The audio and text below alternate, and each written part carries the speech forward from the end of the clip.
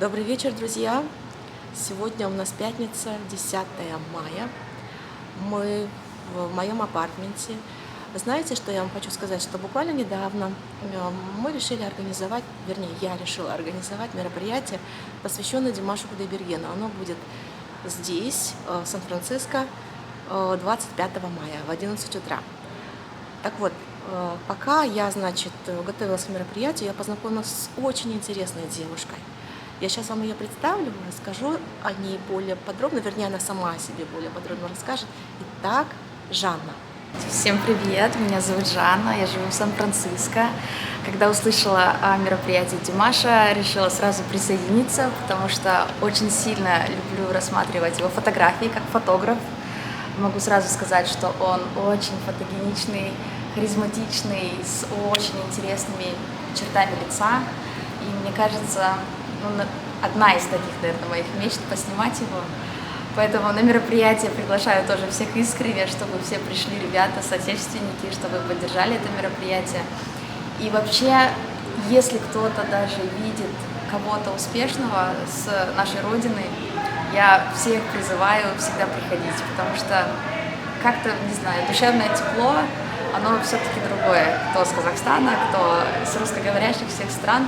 Особенно, когда видишь нашего кого-то на эстраде. И Димаш — это тот человек, наверное, который не только тепло раздает людям, не только какое-то зернышко садит такого позитива, доброты, тепла и уверенности в завтрашнем дне. Почему говорю? Потому что на него смотришь и думаешь, наверное, все возможно в этой жизни. Вот. Чего и вам всем желаю, чтобы у вас было это море позитива и тепла. Поэтому приходите все на мероприятие, разделим все это классное событие. Я еще за то, чтобы мы собирались без повода. Вот Жанаре пришла классная идея собраться, повод нашли. Главное прийти и классно провести время. Спасибо большое за вашу поддержку, Жан. Вы знаете, я вот хотела вам задать лично вопросы такого характера. Почему я говорю, что у меня сейчас возникла вот эта вот идея снять вот этот подкаст с вами, потому что мне показалось, что вы можете более профессионально охарактеризовать Димаша, его внешний вид, его какие-то параметры фотогеничности, потому что всех нас этот вопрос беспокоит, конечно. Вот такой вопрос, почему Димаш, ему 30 лет в этом году, он все так же интересен, как молодому поколению девушек, так и взрослому поколению девушек. Все задаются вопросом, когда же он женится. Не только девушек. Ну да, можно сказать, да. Скажите, пожалуйста, в чем же секрет, в чем изюминка внешности Димаша? Он, во-первых, очень высокий, и это всегда привлекает глаз. Высокие люди, которые ходят уверенно, с высоким таким ростом. И если вы заметите, осанка должна быть всегда ровная. У высоких людей, как правило, всегда сутулая осанка. Он всегда ходит уверенно в себе, это раз. Очень фотогеничные черты лица. И, я бы сказала, мягкие, но в мужском теле.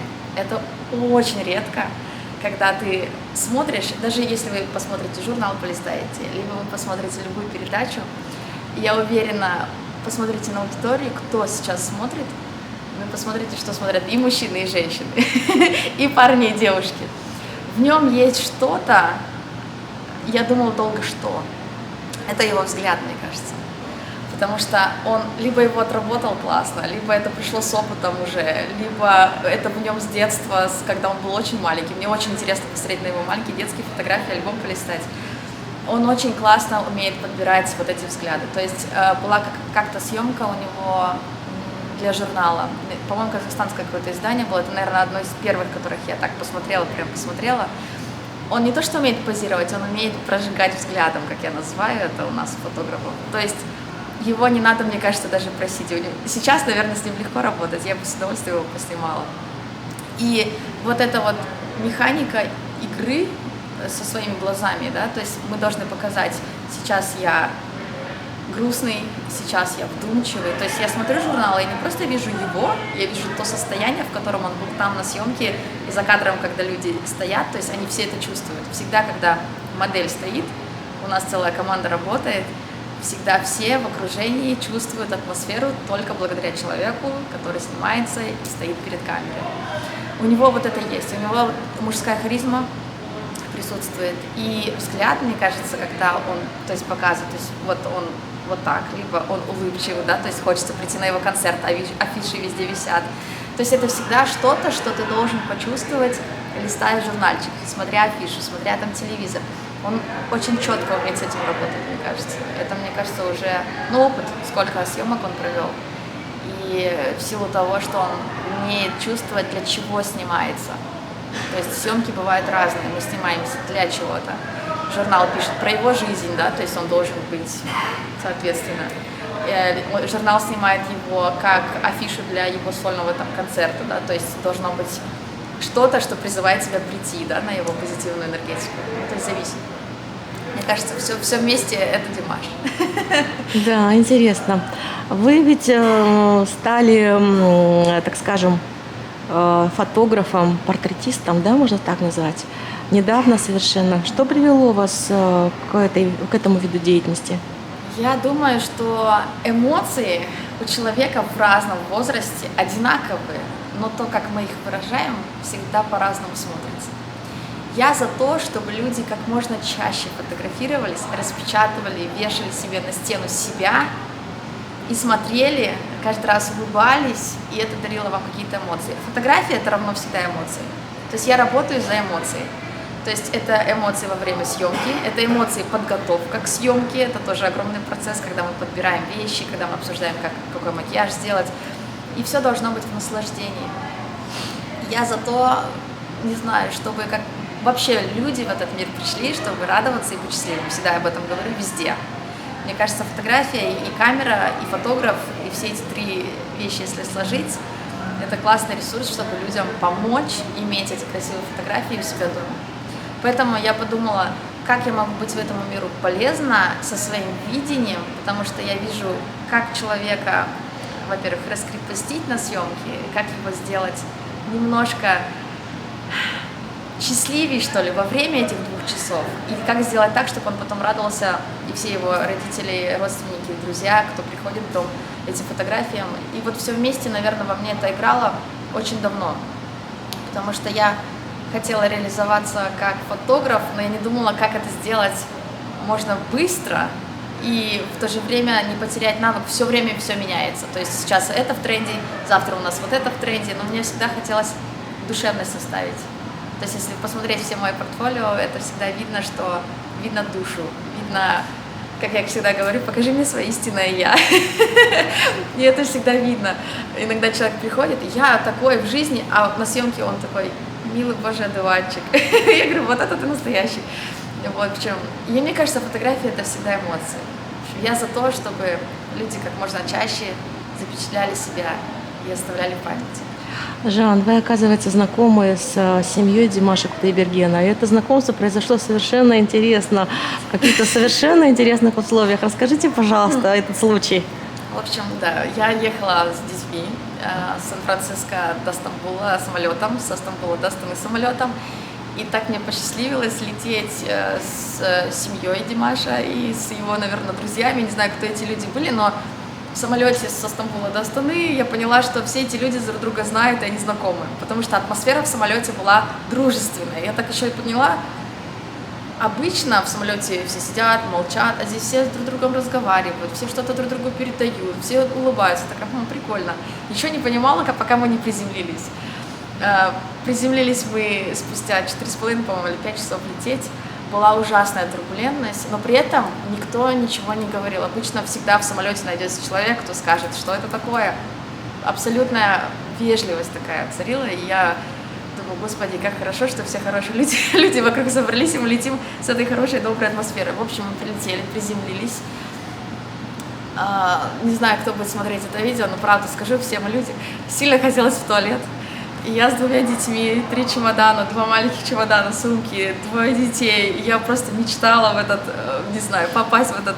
Притом дети у вас крошечные, совершенно маленькие. Они очень неспокойные были, маленькие, и весь самолет, я думала, познакомился с моими детьми, потому что они везде. Мамы меня поймут, маленьких, особенно детей, что такое лететь с 2 детьми. Это... Тем более один ребенок у вас был после операции, он был с кислородным. Да, нам пришлось подключить, она очень сильно напугалась на турбулентности, когда самолет сделал движение вниз, и у нее такой какой-то, да, я смотрела и думала, надо нам как-то ей помочь. В общем, приземлились, я бегу в самолете поскорее на выход, быстрее уже, когда в аэропорту вышли, искала туалет. Смотрю, сидит какой-то очень, скажу, handsome на английском, я не знаю, как подобрать. Симпатичный. Симпатичный парень, да. В кепке, уставший, тоже, наверное, вымотанный, как и я. А как вы поняли, что он уставший? Потому что по какой-то позиции такой какой-то в кепке, то есть уже такой развалившийся немного. Ага. И я поняла, что это Димаш. А что, у него что, на кепке было написано, что он Димаш? Нет, Или вы глаза он сразу? на меня так посмотрел, кепку отпустил, и он, наверное, думал, что я бегу к нему взять у него автограф, что какая-то сумасшедшая фанатка, которая сбежит и через двоих детей со всеми чемоданами. И мне пришлось просто вот сидел он, и мне пришлось вот сделать такой поворот вокруг него и сказать себе, Жанна, не сейчас, иначе будет очень поздно. В общем, я прошла мимо него, я чувствовала себя очень плохо. Я вышла, потом его уже не было, и вся его семья тоже уже ушла. Я на следующий день, как мы прилетели в Сан-Франциско назад, опубликовала пост в Инстаграме, сказала, что все хорошие, добрые слова, что произошло, и мне кажется, для него странным показалось, почему я к нему не подошла и не сказала, что какой ты классный, спасибо, что ты прославляешь Казахстан, и что мимо прошла, это было очень вежливо, ну, ирис варирис, да, что было делать. Вот так я познакомилась, знаете, даже вот пройти мимо, посидеть в самолете, просто побыть там, везде добро. Когда мы говорим, вот человек добрый, это добро, наверное, я чувствую. Меня спрашивали, ну что там, что ты чувствовал при этом? Я говорю, добро. Просто вот рядом как-то нету ничего такого, завышенной самооценки какой-то, нету, в нем нет вот этого звездности, что ли. Какой вот человек есть, это очень классно, это очень редкое качество, когда у человека осталось то, что было в начале самом, когда он только начинал. В принципе, мне кажется, я это самое больше в нем оценю. Да, спасибо большое, что вы отозвались. Вы были одной из первых, которая сказала, я приду на это мероприятие, я буду в нем участвовать. Жанночка, расскажите, пожалуйста, о себе. Я знаю, что у вас много кровей, да? Вот вы по национальности, кто вы? Я наполовину казашка. Папа у меня казах, а мама у меня украинско-русская женщина. Ну, вы казашка, значит, так. Казашка. Что самое интересное, казахи говорят, что я не казашка, а русские говорят, что я не русская, а украинцы говорят, что я не украинка. Поэтому... В каком городе родились? В Усть-Каменогорске. Восточный Казахстан, потом приехала, получилась в Китай немножко, потом судьба занесла в Америку. Судьба занесла, вот сегодня с вами сижу, разговариваю, очень приятно. Мне всегда как-то тепло отзывается в душе, когда с отечественниками видимся. Это бывает очень крайне редко. И здесь, особенно в Кремниевой долине, мне кажется, это вообще большая редкость. Все заняты вечно по делам, и душевные разговоры их всегда на вес золота. Да, я совершенно согласна с вами, потому что я вот обратила внимание, что даже на это мероприятие люди спрашивают, как долго оно будет длиться, во сколько точно и так далее и тому подобное. Да, я понимаю, что здесь такой бешеный ритм жизни в Сан-Франциско. Вот вы проживали в Китае. На самом деле то, что вот Димаш выиграл конкурс 2017 Singer в Китае, так скажем, выиграл. Ну, мы считаем, что он выиграл. На самом деле его голос, он имеет такую большую популярность в Китае. Я бы даже сказала, некоторые приравнивают его к Богу. Я как-то читала комментарии на китайском портале, где они публиковывают видео, и там девочки пишут очень такие вещи: я умру за тебя, я хочу от тебя детей, я готова сделать все, я там сделаю татуировку с твоим именем там-то. Пожалуйста, могу я ли провести 1 минуту с тобой наедине? Ну, в общем, это, я так понимаю, что все до 25 лет в Китае как-то, наверное, очень популярны. Наверное, до 35. Я не знаю, какой возраст, честно. Когда я видела, когда он проходит в аэропорту, там просто толпа идет, и все возрасты. Что самое интересное, когда, и мне тоже это нравится очень, это его качество, когда он видит в толпе кого-то пожилого, то есть в возрасте человека, он обязательно обернется, обойдет, расступится, все вокруг него, и он подойдет и к этой бабушке, например, да, скажет: давайте я с вами сфотографируюсь. А она счастливая там. Что самое интересное, и мне кажется важное в жизни, и он это очень классно знает, это радоваться. Заметили, когда 3 часа проиграл концерт у него, и это надо выложиться на полную с каждой песней, со всеми его высокими нотами, которые он только может достать, выйти потом к фанатам, со всеми сфотографироваться. Я не видела еще ни одного человека, вот даже по новостям, кого показывали, кому он отказал. И это классно. То есть у нас всегда у простых людей, так скажем, в глазах, да, как растет там звездность человека, растет его явление, да, так скажем, когда проявляется вот это, сказать нет, я не могу сейчас фотографироваться, нет, давай в следующий раз. У него этого нет, у него выросла звездность до потолка, а второй столбик остался на уровне 0. Поэтому я это ценю, это очень классно. В Китае в последний раз было фанатов до такой степени, что там людей начали давить, и фанаты, он всех вежливо попросил успокоиться и своим голосом сказал: я со всеми сфотографируюсь, успокойтесь. Что самое интересное, фанаты все его послушали, все успокоились, никто никуда не бежал за ним. Вот мне кажется, вот это, как всегда говорят, на своих фанатов, потому что они тебя привели к славе. Мне кажется, он классно это делает, очень классно, и ценит их. И вот это, наверное, качество в нем, которое мы видим, и он очень классно чувствует своих фанатов, фанаты чувствуют его, вот эта взаимосвязь у него точно есть. Жан, ну раз мы задели вопрос о фанатах, вы все-таки молодой человек, и все-таки вы занимаетесь фотографией. Вот мне хотелось бы знать, ну и вы еще тонкий психолог, вот хотелось бы все-таки знать от вас, как он взаимодействует со своими фанатами. Вот вы видите на больших концертах, как он общается с ними. Вот как можно такому молодому человеку общаться с разными поколениями его фанатов? Мне кажется, у него это из семьи, и у нас в Казахстане, все-таки он из Казахстана, у нас это в крови, наверное, вот это есть. Когда ты не пройдешь мимо пожилого человека, когда ты ребенку должен дать какую-то надежду, да, что завтра будет хороший день, и у него, наверное, и он чувствует, мне кажется, свою миссию какую-то. То есть он же не только поет что песни, но не только чтобы мы его прослушали, когда за завтраком кушаем, погромче сделали, мы же и слушаем, потому что мы хотим надежду какую-то, да, в себе вновь испытать, или у кого она вообще упала, да, до нуля. Когда кто-то сидел на концерте и начинает плакать. Что это значит? В человеке проснулось что-то, что очень долго спало. Почему люди начинают плакать? Потому что у него вибрационно, да, он что-то своим голосом такое поднимает, что тебе мурашки по коже. И это очень важно, это не все могут делать. И он не боится экспериментировать. Заметили, как он классно передвигается по миру? Он показывает, что я не боюсь, и вы можете. Он показал своим примером, если я смог, то есть в Китае начать участвовать в таких конкурсах, это надо пройти огромную школу всего, то есть это надо от всех кастингов. В Китае, представьте, это вообще другая культура. Это не наш казахстанский конкурс, где ты пошел на русском, поговорил, зарегистрировался, прошел. В Казахстане тогда у него не было огромных фанатов. Если вы посмотрите, самый первый его вот этот тур, он вышел, и никто о нем не знал когда. Да, я помню. Я 4 года тому назад начала вести свой канал. Я, говорила об этом также. А вот то, что он в Америку приезжал и тоже участвовал здесь, если вы помните, в одном из, ну так скажем, конкурсов, где он потом в итоге отказался от этого конкурса. Ведь Америка — это же тоже нелегкая публика. Нелегкая. Здесь еще присутствует, мне кажется, культурный такой момент. И я рада, все так, вот как закончилось все, мне кажется, оно так и должно быть. У него какой-то свой такой путь, и он, мне кажется, он сам знает, что он делает. И в Америке большая конкурентность по поводу, я даже не знаю, как его это словом назвать. Я даже рада, что как все это получилось. И в конкурсе здесь участвуют, видели, афроамериканцы с сильнейшими, да, голосами. Здесь любят, у них своя публика, не знаю, мексиканцев своя публика. Когда Димаш приехал, о нем никто не знал так, как мы знаем, правильно? Он все равно приехал.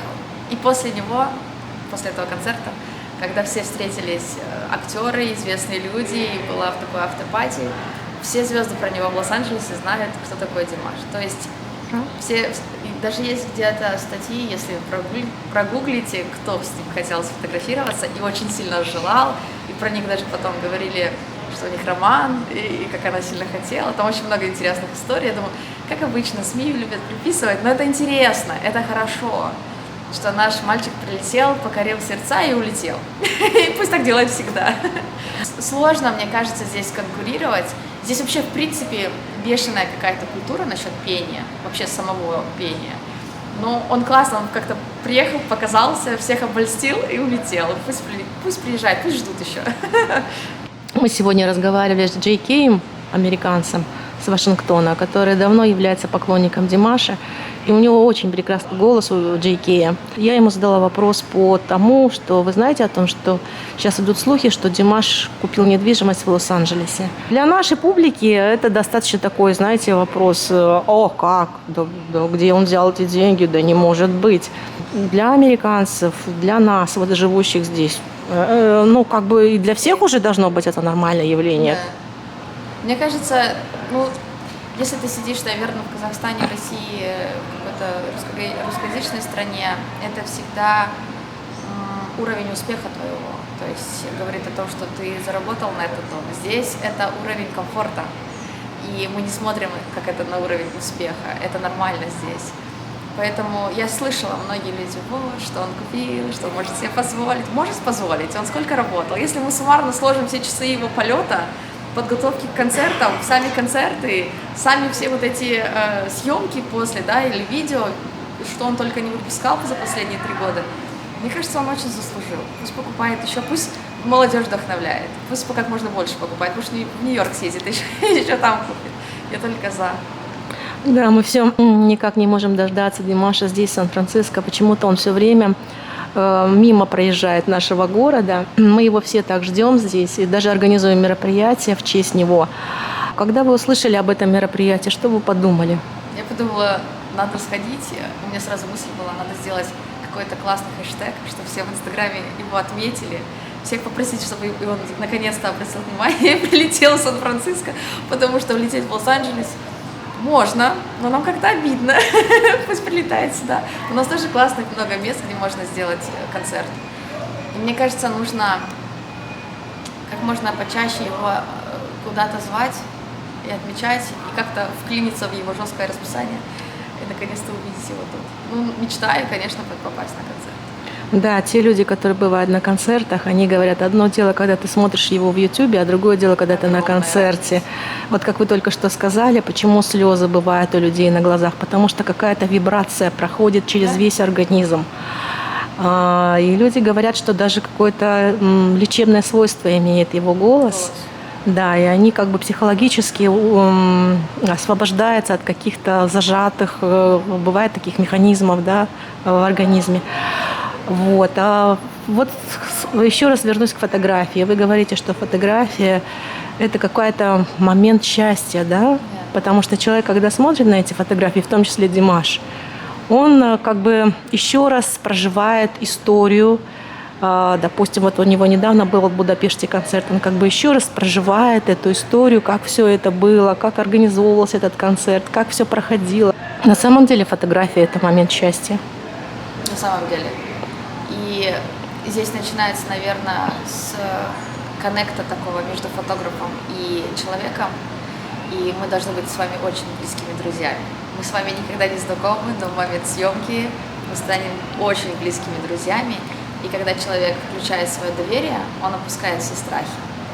И когда вот эта оболочка, как человек хочет, чтобы его видел мир, упадет, то есть снимается, и когда человек остается такой, какой он есть, вот здесь начинается magic, самая магия. Это просто, я очень люблю свою профессию, потому что ты видишь одного человека в Инстаграме, знакомишься с ним, переписываешься с ним, абсолютно другой уже человек, на съемку приходит абсолютно третий человек, в съемке включается какой-то, не знаю, я говорю еще раз, магия, и там просто оказывается четвертая личность, самая классная. И вот эти моменты, если я успеваю фотографировать, я еще кричу: hold, подержи, дай мне еще раз эту улыбку. И когда вот этот щелчок камеры происходит, я уверена, что вот этот снимок, когда он увидит, и он вспомнит, как он стоял там в 10 градусов воды, ветер, штормовое предупреждение, никого нет на пляже, но мы снимаем, он будет помнить это. И как сложно ему было там стоять, и какая эмоция у него вышла. И даже если вы немножко поиграете перед зеркалом своим лицом, у вас не получится сделать фейк какой-то. То есть у вас, наверное, получится что-то сделать подобие, да, грусти, печали, счастья, радости, сожаления, презрения какого-то. Но это должен быть диалог с фотографом. То есть я должна вызвать эту эмоцию, он должен попытаться ее сделать, у него не получится с первой секунды, он попытается еще раз, потом уже разозлится на меня, и вот здесь я сниму эту злость. Вот так работает. А вы думаете, Димаш это легко делает? Его не надо вот так Димаша уже не надо просить. настраивать? Не надо его настраивать. Я поэтому и мечтаю с ним посниматься, потому что, мне кажется, человек понимает тебя со взгляда. То есть, когда я смотрю через линзу, я поднимаю глаза и вот я говорю, слушай, сейчас давай вот это. Мне кажется, после вот этого Димаш уже сразу что-то делает, и тебе не надо ничего работать дальше. Это минус 30%, да, твоей речи срезается, объясняя человеку. Поэтому, мне кажется, у Димаша уже устроилось такое представление, да, какая съемка, к чему, и как себя вести, и как себя, не знаю, расположить. Ну, он большой артист, конечно, что говорить. Большой артист. И я рада, что он когда-то смог найти в себе силы, пойти и проявиться. И просто мир теперь знает. Когда в Сан-Франциско проходишь и говоришь, ты знаешь Димаш? Конечно, знаю Димаша. Раньше, Господи, спасибо, раньше был город, все говорили, ты знаешь Казахстан? Я говорю, спасибо Димашу, что теперь его говорят, ты знаешь Димаша? Все забыли о старом, и теперь говорят только про Димаша. Ты знаешь Димаша? Да. У меня тоже такая привычка. Я тоже. Правильно. Правда, на самом деле. А как вы думаете, Димаш, он как бы мотивирует людей, он инфлюенсер, он Поколение, мне кажется. не только молодежь. Все поколения. И здесь я даже разговаривала со своими родителями, которые смотрят, то есть каждое поколение гордится чем-то своим. Для молодого поколения это мотивация делать что-то. Для более старшего поколения, ну я говорю здесь 20-30, да, это делать что-то прям в моменте, не то, что там мечтать. Если мы дальше пойдем и взять взрослое поколение, это гордость, что люди сейчас так могут, молодое поколение пришло, и оно так может петь. Если вы даже включите на какую-то громкость его песни высокие ноты, у вас даже дома будет вот это чувство мурашек. И про пожилое поколение, наверное, скажу, что они просто, как бабушки же все поют песни, правильно, с дедушками. А здесь такой, как кто-то его сравнил с соловьем, заливается как соловей, что такой приятный, красивый голос. Мне кажется, вот старшее поколение, бабушки, дедушки, они прям заслушиваются. Вы еще заметили, если его репертуар постоянно меняется. И это тоже классно. То есть все звезды боятся экспериментировать, потому что боятся потерять своего зрителя. Но не боится этого делать. Всегда экспериментирует. Ты никогда не знаешь, что он дальше выпустит. Да, это правда. Я согласна с вами. Я рада с вами познакомиться, Жанна, потому что вы, мне кажется, не просто фотограф, вы фотограф с какой-то философией своей. То есть эта философия работает в плане того, что вот даже настрой, когда идет на фотографирование с вашим клиентом, вы подходите к нему со своей жизненной философией. И он как бы в это время, когда он работает с вами, он находится вот как бы в вашей вот этой философии, и как бы в это время вы как бы вместе. Энергетика такая. Да, это общение идет на уровне энергетики уже. Да, вот вы правильно сказали, вот это вы верно сказали, на уровне энергетики. Вот. Я хочу вам пожелать, чтобы вы в дальнейшем продолжали, развивались здесь, в Сан-Франциско, потому что я знаю, Сан-Франциско – это не обычный город, это город, который любит профессионалов. Это город, который, я не знаю, здесь такие люди живут. Я вот скоро буду делать тоже подкаст с одной оперной певицей, ей 29 лет, тоже как и Димашу. Она из Ташкента, но она столько уже сделала в своей жизни. Она сейчас уже прима как это, оперная дива здесь, в Сан-Франциско. И я у нее спросила, как вы пришли к этому. Я поняла, что Сан-Франциско – это не просто город, который вот приглашает оперную певицу к себе на сцену. То есть сделали отбор еще, знаете где? В Нью-Йорке. То есть она выступала в Карнеги-холл, и там еще, будучи там, находясь, ее пригласили сюда, сказали, вы просто необыкновенная певица. А вот скоро я буду делать с ней видео, это будет подкаст, да, это, я пока не буду говорить имени, Вот. И я вот хочу вам тоже пожелать, чтобы вы стали просто высочайшего уровня профессионалом, потому что я чувствую, что к вам американцы тянутся. Самое главное, они видят, что вы сильнейший профессионал, и видят, что вы умеете развиваться, а это они любят. Они видят, что вы умеете развиваться, что вы ко всему открыты. Как, в принципе, и Димаш, правда? Ведь он всегда открыт ко всему. Он... лучезарный. Я вам хочу пожелать, чтобы ваш канал процветал, чтобы ваши добрые подписчики оставляли добрые комментарии, чтобы поддерживали все ваши мероприятия, все ваши идеи гениальные, чтобы все, которые люди будут смотреть это видео, немножко зарядились нашим позитивом, почувствовали его по ту сторону экрана. В общем, вам всего доброго. Спасибо за приглашение. Ну, не сказать, что гениально, но это простое мероприятие, это просто моя идея. Может быть, это новая идея для Сан-Франциско, для нашей большого комьюнити казахов. Но пусть это будет уже системно, пусть это будет ежегодно. Подписчикам в огромной системе. Да. Спасибо еще раз большое вам за то, что вы пришли к нам на канал, и вот мы сделали такой замечательный подкаст. Спасибо большое. Вам спасибо.